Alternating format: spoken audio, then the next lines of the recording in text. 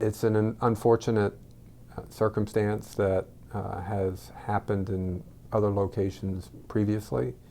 And one of the reasons it was recognized in Los Angeles is that the bacteria that cause the infections is resistant to a large number of antibiotics. And well, I don't know the circumstance in this particular case, or the specifics of these cases, but in general that's what we see with nosocomial infections, in other words hospital-acquired infections related to procedures.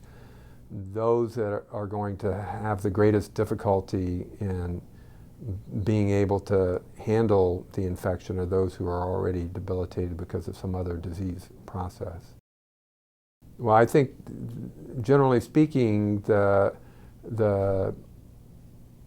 once an outbreak is recognized, then there's an investigation that takes place to try and figure out where the exposure may have occurred.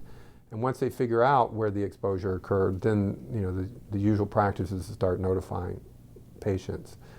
So in this particular circumstance, it may have taken a while to recognize that there was an outbreak in the first place, that these patients were infected and had a common exposure.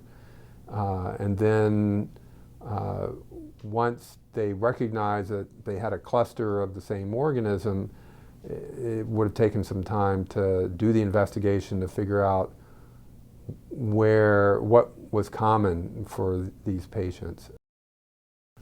The idea of a superbug is concerning because it's one of the things we in the infectious disease community have been talking about now for several years, that as these bacteria emerge that are resistant to the antibiotics that we can use to treat them, we could move into what we've been calling the post-antibiotic era, which would be similar to the pre-antibiotic era.